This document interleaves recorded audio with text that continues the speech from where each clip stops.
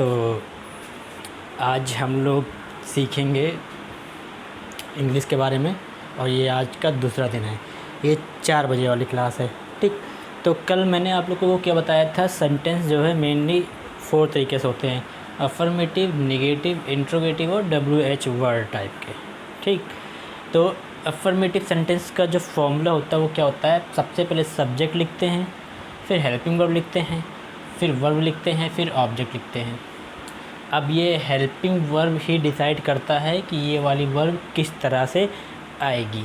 अब ये वर्ब मैंने कल आप लोगों को बताया था ना, क्या बताया था कि वर्ब क्या होता है, कोई एक एक्शन वाला वर्ड होता है। जैसे कि बात करें जाना, तो जाना कैसे होता है, कैसे जाते हैं, चलते हैं ना। जाना क्या होता है, एक्शन होता है। मैंने कहा पीना, तो मान लो चाय पी रहे हैं, तो पीने के लिए क्या करेंगे, चाय को उठा के ऐसे मुंह के पास लेके जाएंगे, है ना। तो ये सब क्या होता है, वर्ब होता है, इसको एक्शन कहते हैं। तो जैसे कहते हैं जाना, जाना को क्या कहते हैं, जाना को कहते हैं गो, ठीक। तो इस गो का जो है 3 फॉर्म होता है। वर्ब की जो होती है कितनी फॉर्म होती है, 3 फॉर्म होती है। तो जैसे कि गो का फर्स्ट फॉर्म क्या होता है, गो होता है, गो मीन्स होता है जाना। सेकंड फॉर्म क्या होता है गो का, सेकंड फॉर्म होता है वेंट, ठीक है। और थर्ड फॉर्म क्या होता है, गॉन, ठीक है। तो देखिए, फर्स्ट फॉर्म की हिंदी क्या होती है, इसके आखिरी में ना आएगा, तो गो मिस होता है जाना। ऐसे प्ले मिस क्या होता है, प्ले मिस होता है खेलना। ये अभी हम वर्ब बता रहे हैं आपको। तो देखिए आखिरी में ना आ रहा है ना, ठीक। और सेकंड फॉर्म क्या होता है, प्लेड होता है। और थर्ड फॉर्म क्या होता है, प्लेड होता है। तो अगर आपको इंग्लिश आपकी अच्छी करनी है तो आपको वर्ब ज़्यादा से ज़्यादा याद होना चाहिए, ठीक। तो ये वर्ब वाला पेज अभी हम ग्रुप पे भेजेंगे, आप लोग उसको नोट कर लीजिएगा या तो प्रिंट आउट निकलवा लीजिएगा, और इसको ज़्यादा से ज़्यादा आप लोग कोशिश करिएगा याद करने का। तो फिर आपको टेंस और जो इंग्लिश बोलने वाला होता है ना, स्पीकिंग वाली जो इंग्लिश होती है, उसमें भी बहुत ज़्यादा ये हेल्प करेगा। तो इसको आपको फ़िलहाल करिए, इसको याद कर लेना, ठीक है। अब इसकी हिंदी कैसे निकालेंगे, तो देखो गो मिस होता है जाना, तो फर्स्ट फॉर्म की हिंदी तो आप लोग निकाल लेंगे, लेकिन ये सेकंड फॉर्म की हिंदी कैसे निकालेंगे, वेंट का मतलब क्या होता है, और थर्ड फॉर्म की हिंदी कैसे निकालेंगे, ठीक। तो देखिए सेकंड फॉर्म की हिंदी निकालने के लिए आपको ये जो जाना है ना, इसको एक दिन पहले यानी एक दिन पीछे भेज दीजिए। जैसे कि बात करें गो मिस होता है जाना, और अगर जाना को हम कल वाले में बात करें तो हम क्या कहेंगे, कल मैं बाज़ार गया, कल मैं बाज़ार गया था या फिर गया, यही तो कहेंगे, कल मैं बाज़ार गया था या फिर कल मैं बाज़ार गया।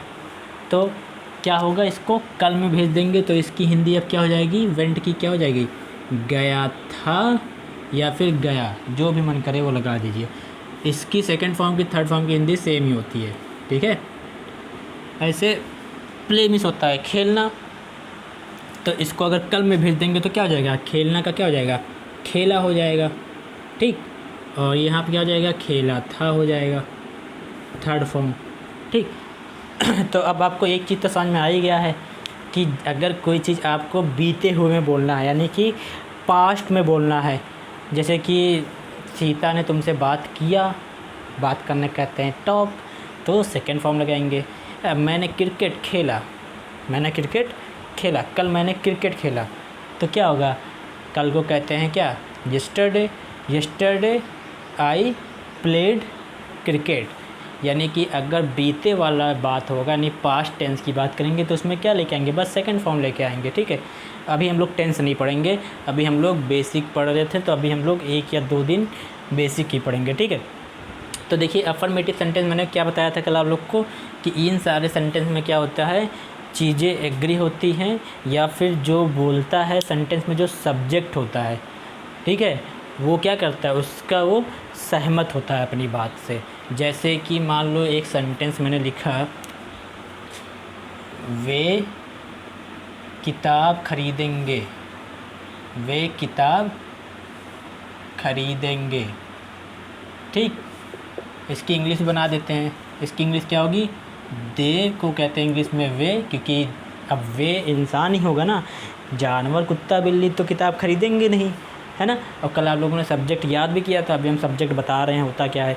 तो क्या होगा? दे किताब खरीदेंगे तो क्या आ जाएगा? दे वुड, ये होता है हेल्पिंग वर्ब, ठीक है। और इसके साथ में वर्ब की फर्स्ट फॉर्म आती है, कल मैंने पेज भेजा था ग्रुप पे, है ना, उसमें देखिए लिखा है। तो दे वुड खरीदना कहते हैं बाई, दे वुड बाई, किताब को कहते हैं बुक। तो वे किताब खरीदेंगे, ये सेंटेंस कैसा हुआ? अफर्मेटिव हुआ। देखो पहले सब्जेक्ट आ गया, फिर हेल्पिंग वर्ब आ गई, फिर ये वर्ब आ गई, फिर ऑब्जेक्ट आ गया, ठीक है।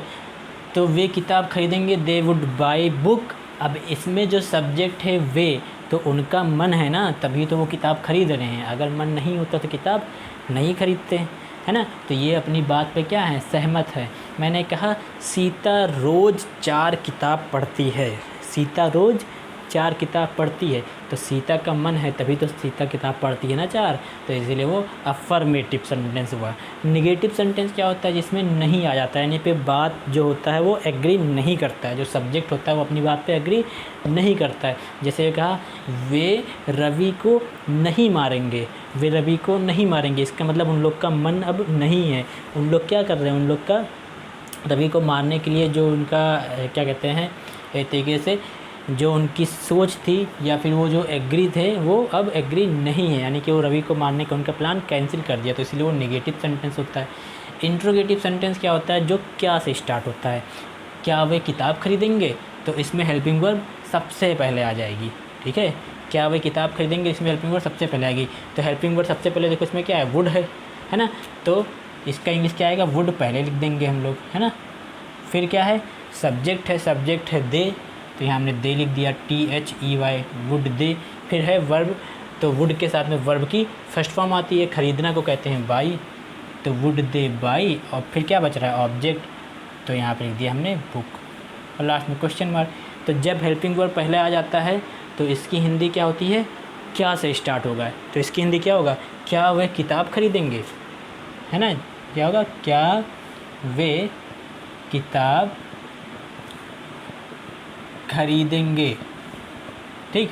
अब यहाँ पे देखिए, यहाँ पे कुछ करेंगे यानी फ्यूचर की बात हो रही है, तो हमने ये फ्यूचर वाला हेल्पिंग वर्ब रख दिया है, ठीक है। जैसा टेंस होगा वैसा हेल्पिंग वर्ब रख देंगे। तो अभी तो आप फ़िलहाल के लिए इसको आप लोग नोट कर लीजिए।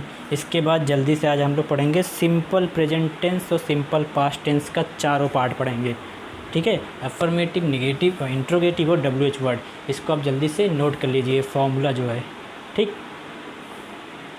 तो वीडियो रोक दीजिए और फॉर्मूला इसको नोट कर लीजिए, ठीक है।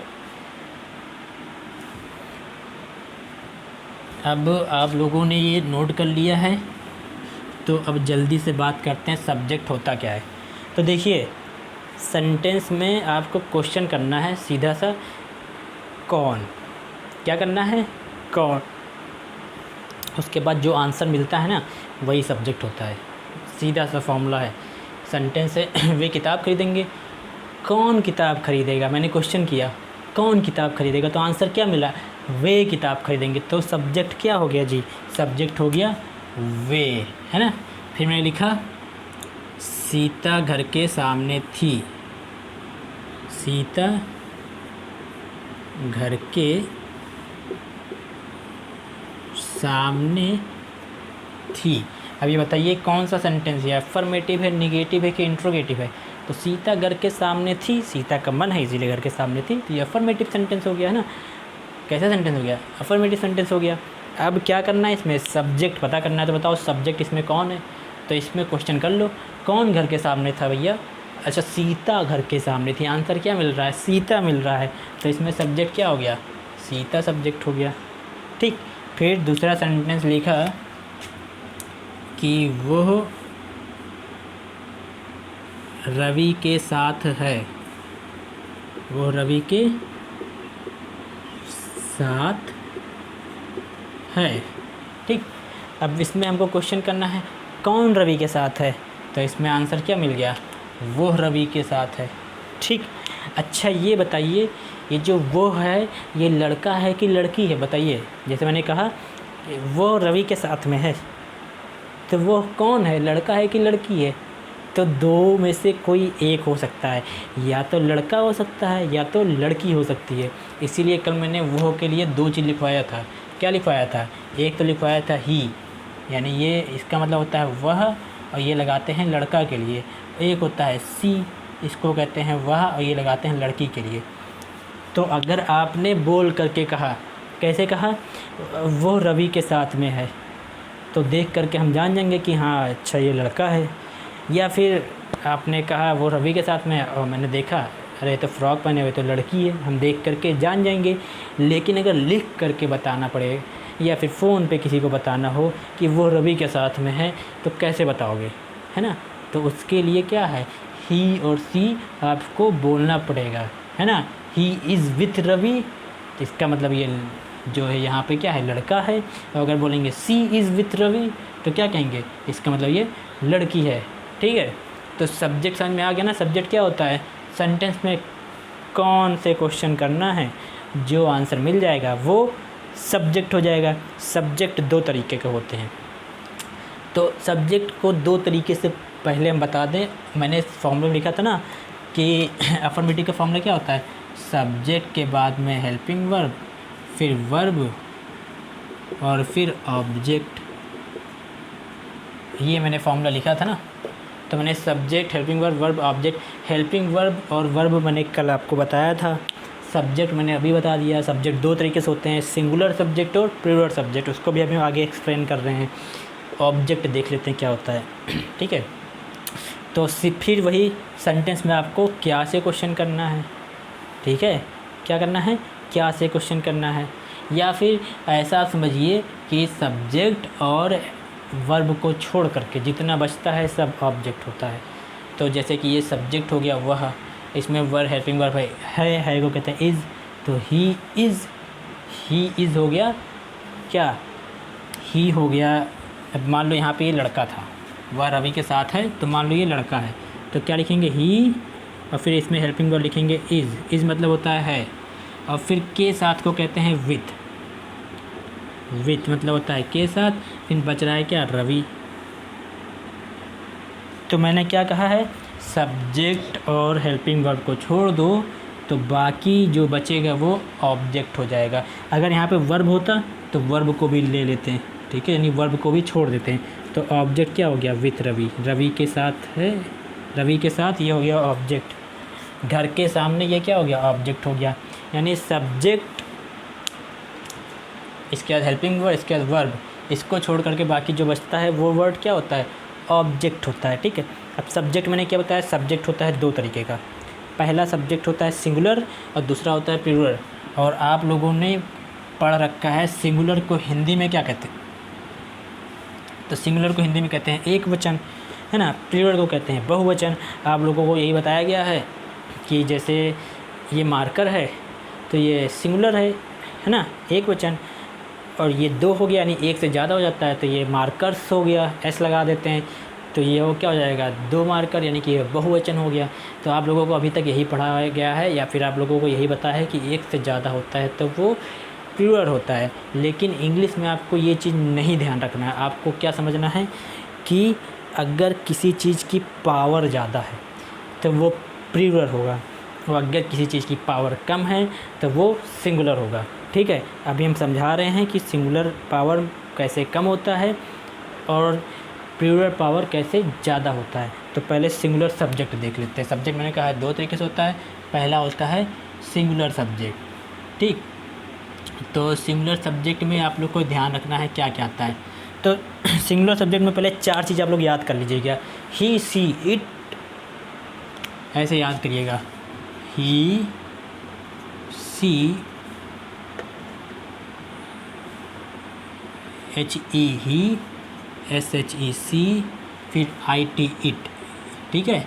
फिर दिस और दैट, इधर हम इसको रेज कर देते हैं, ही, सी, इट और दिस और दैट।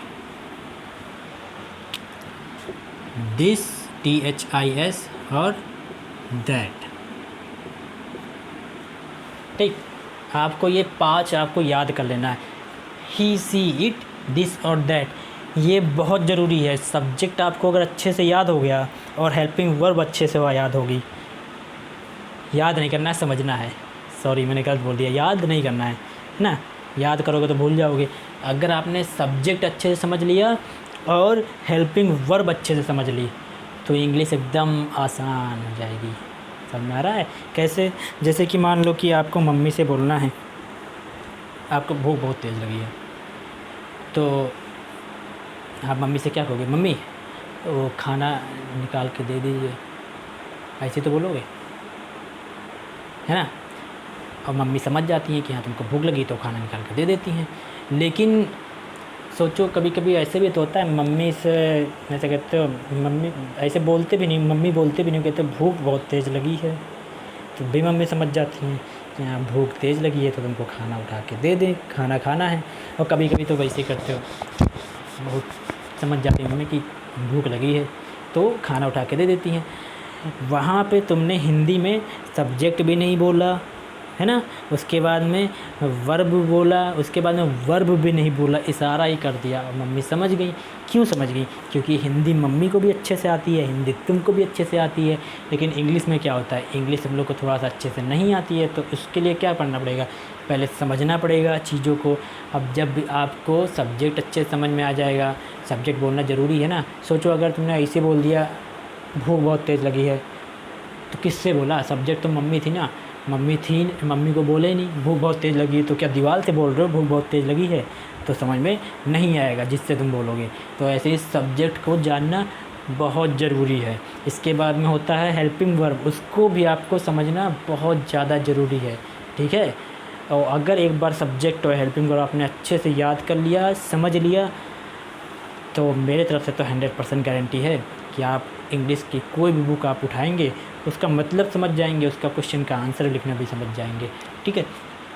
तो ये क्या होगा, ही सी इट दिस और दैट, इसको 5 आपको याद करना है।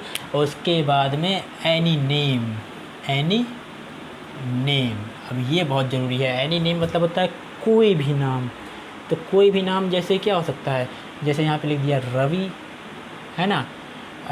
मदर, मदर क्या है, मदर मतलब क्या होता है, मम्मी, तो मम्मी भी तो एक नाम है। फिर यहाँ पे तुमने लिख दिया बॉय, है ना। तो ये सारे क्या हैं, सिंगुलर सब्जेक्ट है, ये सब सारे क्या हैं, एक हैं, दिख रहा है ना। रवि भी एक है, मम्मी भी एक है, बॉय भी एक है ना। अब ये ही मिस क्या होता है, ही मिस होता है वह, ये होता है लड़का के लिए यूज, ही मिस होता है वह, ये लड़के के लिए यूज करते हैं हम लोग। सी मिस होता है वह, और ये लड़की के लिए यूज होता है। दोनों का मतलब एक ही होता है लेकिन यूज अलग अलग होता है। इट मिस होता है यह, है ना, और ये निर्जीव के लिए यूज होता है। इट मिस होता है यह, और ये निर्जीव के लिए, निर्जीव मतलब जिसके अंदर जान ना हो। जैसे मैंने कहा यह पंखा है, अब पंखा तो जान है नहीं इसके अंदर, तो क्या बोलेंगे, इट इज़ ए फ़ैन, यह एक पंखा है। अब दिस मिस होता है यह, लेकिन ये सजीव के लिए, इंसान को छोड़ करके, है ना, तो ये सजीव के लिए। और एक चीज़ और याद रखना है, दिस जो होता है पास के लिए भी यूज करते हैं, ठीक है। जैसे कोई चीज़ पास में है, जैसे मैंने कहा कि ये एक वाइट बोर्ड है, तो वाइट बोर्ड पास में है ना, तो क्या कहेंगे, this is a white board, ठीक। इसके में से होता है दैट, में से होता है वह, और ये है यूज करते हैं हम लोग दूर के लिए, ठीक है। जैसे कोई चीज़ थोड़ी सी दूर हो, हाँ, लेकिन ये भी सजीव के लिए यूज होता है, ठीक है। और कोई नाम तो आप लोग जानते ही हैं, एनी नेम। इसके बाद आते हैं दूसरा, मैंने क्या बताया था, प्लूरल सब्जेक्ट, प्लूरल सब्जेक्ट। तो प्लूरल सब्जेक्ट में देखते हैं क्या क्या आता है। तो प्लूरल सब्जेक्ट में सबसे पहले आता है आई, और आई मिस होता है मैं। उसके बाद आता है यू, यू मिस होता है तुम। कुछ लोग आप भी बोलते हैं, तो तुम और आप दोनों होता है। फॉर्मल अगर बोलना है तो आप, वैसे अगर बोलना है किसी को तो तुम हो जाएगा, ठीक है। फिर होता है वी, वी मिस होता है हम। फिर होता है दे मिस होता है वे, ठीक है। दे मिस होता है वे, और यहाँ पे याद कर लेना ये हमेशा इंसान के लिए लगाना है। जैसे कि तुमने कहा वे क्रिकेट खेल रहे हैं, तो क्रिकेट कौन खेलता है, इंसान ही खेलता है ना। बिल्लियाँ तो क्रिकेट खेलती नहीं है ना, जानवर तो क्रिकेट खेलता नहीं है, तो इसीलिए दे मिस होता है वे, ये इंसान के लिए लगाते हैं। ठीक है। इसके बाद आता है दोज, ठीक, दोज में होता है वे, और ये किसके लिए लगाता है, इंसान को छोड़ के बाकी सभी के लिए। फिर दीज में होता है ये। अब ध्यान से समझिएगा, ये दिस था ना, दिस का प्लूरल होता है दीज, ठीक है। यानी अगर कोई चीज़ पास में है, एक है, तो वहाँ पे दिस बोलेंगे। अगर एक से ज़्यादा है, जैसे मैंने कहा ये है किताबें हैं, ये किताबें हैं, क्या मैंने कहा, ये किताबें हैं, ढेर सारी है ना, ये किताबें हैं, तो यहाँ पे दीज कहेंगे, दीज आर बुक्स, ठीक है। तो अब ध्यान से समझिएगा, दिस का प्लूरल होता है दीज, और दैट का प्लूरल होता है दोज। यानी कोई चीज़ दूर है, अगर एक होगी तो वहाँ पे दैट का यूज करेंगे। अगर एक से ज़्यादा होगी, जैसे मैंने कहा वे कुत्ते हैं, वे क्या हैं, कुत्ते हैं, तो यहाँ पे दे नहीं कहेंगे। अगर दे बोल दिया, दे आर डॉग्स, तब तो ये गाली हो गई, इंसान को तुम कुत्ते बोल रहे हो, वे कुत्ते हैं, तो गाली तो देना नहीं है। हम लोगों को क्या बताना है, हम लोग को तो बताना है वे कुत्ते हैं, सच में वो कुत्तों की बात हो रही है ना। तो क्या कहेंगे, दोज आर डॉग्स, क्योंकि दैट का प्लूरल क्या होता है, दोज होता है, ठीक है। तो यहाँ तक तो समझ में आ गया हम लोग को कि ये प्लूरल है। इसके बाद में वहाँ पे एनी नेम लिखा था ना, तो यहाँ पे कोई भी ग्रुप वाले नाम लिख दो। जैसे कि मान लो लिख दिया बुक्स, तो यहाँ पे लिख दो एनी ग्रुप नेम,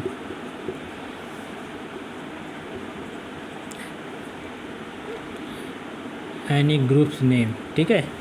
जैसे कि लिख दिया बुक्स, तो बुक्स में होता है किताबें, गर्ल्स में होता है लड़कियाँ, तो ये क्या है, प्लूरल है, ठीक है। अब यहाँ तक तो समझ में आ गया। लेकिन अब ये आई और यू और वी, इसमें थोड़ा सा कन्फ्यूज़न होता है कि ये कैसे प्लूरल है। अब जैसे आई में होता है मैं, अब हम तो एक ही है ना, तो ये प्लूरल कैसे हो गया। तो मैंने अभी स्टार्टिंग में क्या बताया था कि आप लोग को ये ध्यान रखना है कि ये जो सब्जेक्ट है उसकी पावर कितनी ज़्यादा है, ठीक है। तो अब ये सोचो कि जो आई है, यानी कि जो मैं हूँ, है ना, क्या हम तुमसे कमज़ोर हैं थोड़ा सा, ऐसा तो है नहीं। कुछ चीज़ें मुझे पता है जो तुमको नहीं आती है, हाँ, लेकिन कुछ चीज़ें तुम्हें पता है जो मुझको नहीं आती है। इसीलिए आई को कभी कमज़ोर नहीं समझना चाहिए। आई क्या होता है, प्लूरल होता है, ठीक है। कैसे, अब जैसे मेरे सामने तो तुम हो, तो तुम्हारे लिए आई, ये देखो आई, ये मार्कर है, अब मार्कर लिख सकता है, तो मार्कर क्या है, प्लूरल हो गया। आई, मार्कर क्या है, आई है ना अपने लिए। तुम क्या हो, तुमको कुछ चीज़ें ऐसी पता है जो मुझे नहीं पता है, मुझे कुछ चीज़ें ऐसी पता है तुम्हें नहीं पता है, तो इसलिए आई यानी मैं, और यू कौन होता है, यू होता है जो तुम्हारे सामने होता है, यू, तो आई और यू प्लूरल होता है। उसके बाद आता है वी, तो वी मीन्स होता है हम, तो वी को प्लूरल की बोलते हैं। तो वी देखो क्या होता है, जब एक से ज़्यादा लोग होते हैं और वहाँ पे आई भी होता है, तो आई और यू को जब मिला देते हैं तो क्या हो जाता है, हम हो जाता है ना। जैसे कि मैंने कहा मैं हूँ यहाँ पे और तुम भी आकर के मेरे साथ में हो जाओ और हम लोग कहीं जाएं खेलने के लिए, तो हम लोग क्या कहेंगे हम खेलने जा रहे हैं, तो आई और यू मिल कर के क्या होता है, वी हो जाता है। तो वी के अंदर आई होता है, यू भी होता है, इसीलिए ये प्लूरल होता है। अब दे क्या होता है, आई और यू जब थोड़ा सा दूर हो जाते हैं तो वो क्या हो जाता है, दे हो जाता है।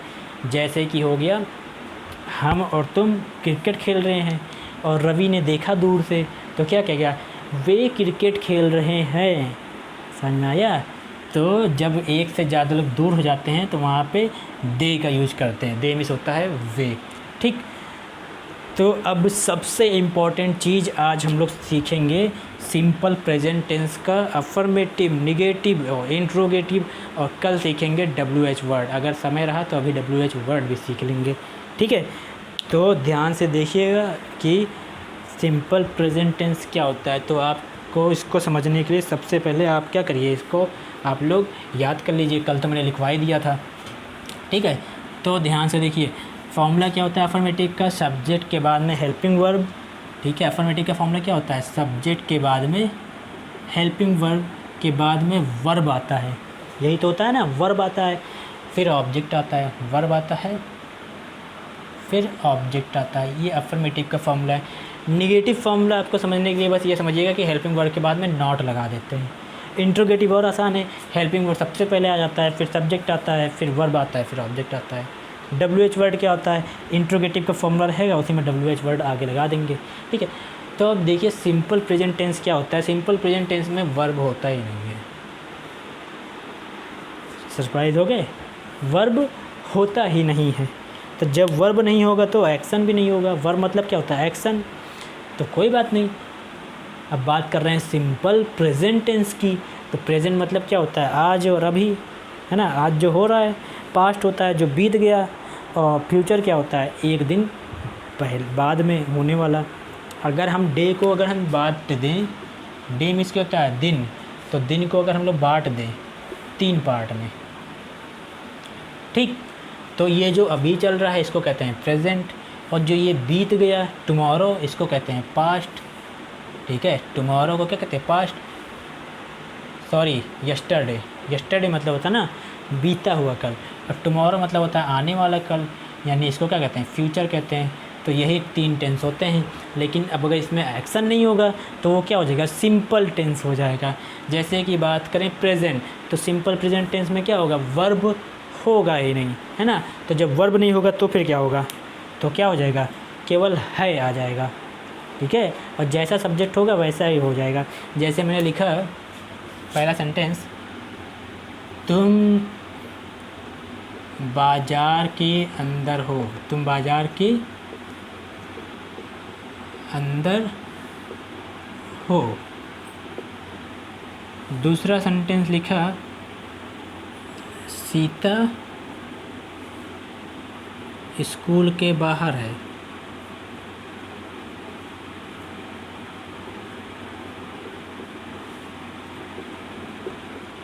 ठीक, और फिर तीसरा सेंटेंस लिखा मैंने, मैं कमरे के अंदर हूँ।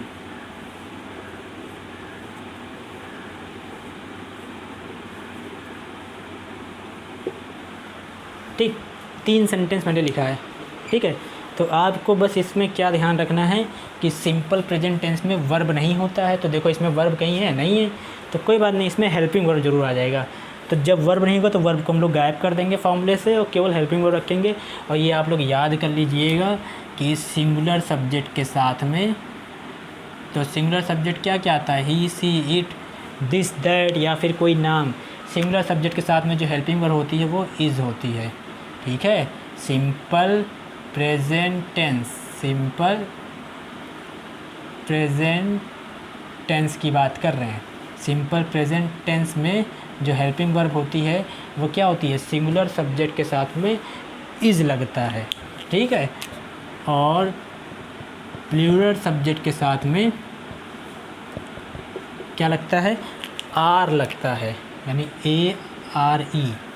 ठीक है, और आई के साथ में इसको याद रखिएगा, आई तो होता है प्लूरल, लेकिन आई के साथ में एम लगता है। अब आई के साथ में एम क्यों लगता है? तो यहाँ पे देखो, यहाँ पे हूँ आ रहा है ना, इसीलिए। और सबके साथ में हो आता है। जैसे कि जैसे कि हम बाज़ार के अंदर हैं, लड़के बाज़ार के बाहर हैं ना। तो ये आपको याद कर लेना, ये हेल्पिंग वर्ब आपको बहुत ज़रूरी है, तब आप सेंटेंस बनाना सीख पाएंगे। ठीक है, तो फॉर्मूला आपको पता ही है, और नहीं पता तो हम यहाँ फॉर्मूला लिख दे रहे हैं, अफर्मेटिव, नेगेटिव और इंट्रोगेटिव। तो पहले इसको बनाते हैं। पहला सेंटेंस तो कह रहा है तुम बाज़ार के अंदर हो, तो सब्जेक्ट है यू, और यू क्या होता है? यू होता है प्लूरल, तो यू के साथ में आर लगाएंगे, यू आर। ठीक है, अब बज रहा है ऑब्जेक्ट, तो ऑब्जेक्ट क्या है? के अंदर। के अंदर को कहते हैं इनसाइड, INSIDE। ठीक है, यू आर इनसाइड। बाज़ार को कहते हैं मार्केट, तो यू आर इनसाइड मार्केट। ये अफर्मेटिव सेंटेंस हो गया। ठीक, सब्जेक्ट के बाद में हेल्पिंग वर्ब, के बाद में ऑब्जेक्ट। फॉर्मूला यही होता है, सब्जेक्ट के बाद में हेल्पिंग वर्ब, फिर ऑब्जेक्ट। सीता स्कूल के बाहर है, तो इसका सब्जेक्ट क्या है? सीता। और सीता क्या है जी? सीता है कोई नाम, सीता कोई नेम है ना, तो सीता कोई नेम है, इसीलिए वो है सिंगुलर। उसके साथ में क्या लगाएंगे? इज़ लगाएंगे, तो सीता इज़। के बाहर को कहते हैं outside, OUTSIDE। Sita is outside. फिर क्या बच रहा है? स्कूल, तो ये हमने स्कूल लिख दिया, फुल स्टॉप लगा दिया। दूसरा सेंटेंस हो गया। तीसरा सेंटेंस है मैं कमरे के अंदर हूँ। मैं को कहते हैं आई, और आई के साथ में क्या लगता है? आई के साथ में लगता है एम, आई एम। और अंदर वो क्या कहते हैं? Inside, I am inside. और कमरा को क्या कहते हैं? कमरा को कहते हैं रूम, तो आई एम इनसाइड रूम। तो ये अफर्मेटिव वाले सेंटेंस हमने कर लिए। अब आते हैं निगेटिव वाले सेंटेंस, ठीक है। तो मान लो सेंटेंस होता है निगेटिव में, ठीक है, जैसे लिखा होता ये अफर्मेटिव हो गया, निगेटिव सेंटेंस आता है वह बाज़ार के अंदर नहीं है, वह बाज़ार के अंदर नहीं है। दूसरा सेंटेंस है हम स्कूल के बाहर नहीं हैं, हम स्कूल के बाहर नहीं हैं।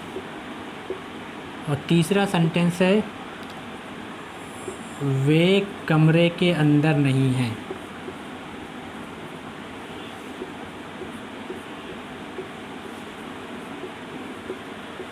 ठीक, तो इसको कैसे बनाएंगे?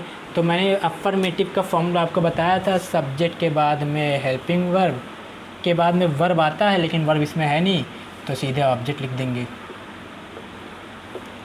ठीक, नेगेटिव का फॉर्मूला क्या होता है? सब्जेक्ट के बाद में हेल्पिंग वर्ब के बाद में नॉट आता है, और फिर नॉट के बाद में वर्ब आता है, लेकिन ये सिंपल प्रेजेंट टेंस से वर्ब इसमें होगा नहीं, तो सीधे ऑब्जेक्ट लिख देंगे। ठीक, तो इस फॉर्मूले बनाएंगे। वो बाज़ार के अंदर नहीं है, तो वह कौन होगा? वो या तो लड़का होगा या तो लड़की होगी, या तो ही होगा या तो सी होगा। अब इसमें आप दोनों लगा सकते हैं। आपको लग रहा है कि यहाँ पे लड़का है तो आप ही लगाइए, आपको लग रहा है लड़की है तो आप सी लगा दीजिए। मुझे तो लग रहा है कि लड़की है यहाँ पे, तो मैंने सी लगा दिया। और ये सिंगुलर होता है तो इसीलिए सिंगुलर के साथ में हेल्पिंग वर्ब क्या होता है? इज़ लगा दिया। इसके बाद में नॉट लगा दिया, सी इज़ नॉट।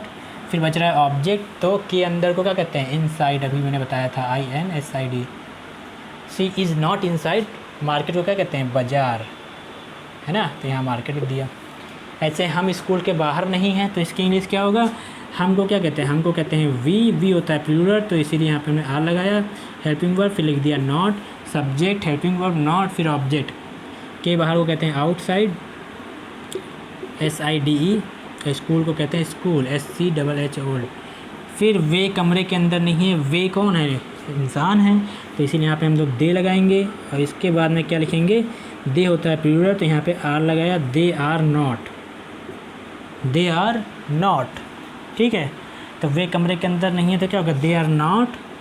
के अंदर को कहते हैं इनसाइड, और कमरे क्या कहते हैं? रूम।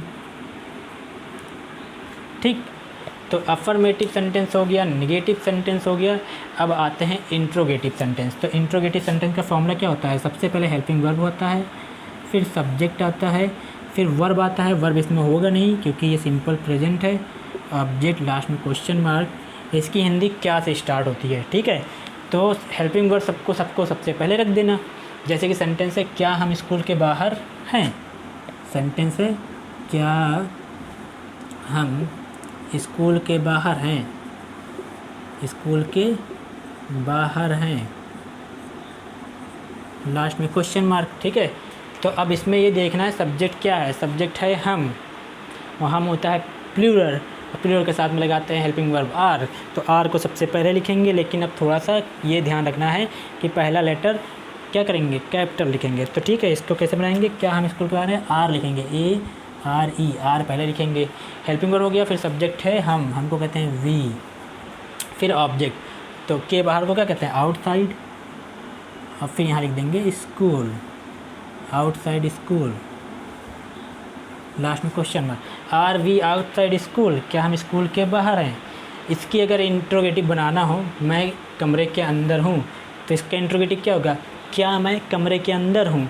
तो इसमें हेल्पिंग वर्ब पहले आ जाएगी, तो आई एम पहले आ जाएगा। फिर अब सब्जेक्ट आएगा आई एम, आई के अंदर कहते हैं इनसाइड, और फिर क्या लिख देंगे यहाँ पे? कमरे को क्या कहते हैं? रूम। और लास्ट में क्वेश्चन मार्क जरूर लगा देना, तभी पता चलेगा कि इंट्रोगेटिव है। ठीक है, तो अगर इसका इंट्रोगेटिव बनाना हो, क्या मैं कमरे के अंदर हूँ, तो इसका इंट्रोगेटिव ऐसे बन जाएगा। ठीक, तो बाकी जो सेंटेंस बच रहे हैं इसका आप लोग इंट्रोगेटिव बनाइएगा, और बाकी अभी हम होमवर्क ग्रुप पे भेजेंगे, उसको आप लोग देख करके क्या करेंगे? हिंदी का इंग्लिश बनाएंगे और इंग्लिश का हिंदी बनाएंगे। ठीक है, आज आप लोग को समझ में आ गया होगा कि हम लोग सिंपल पास्ट टेंस पढ़ेंगे, लेकिन थोड़ा सा इसका एक्सरसाइज और करेंगे। ठीक है, चलो तब तक के लिए बाय बाय। और कुछ पूछना होगा तो आप लोग ग्रुप पे पूछ सकते हैं 5 बजे टाइम।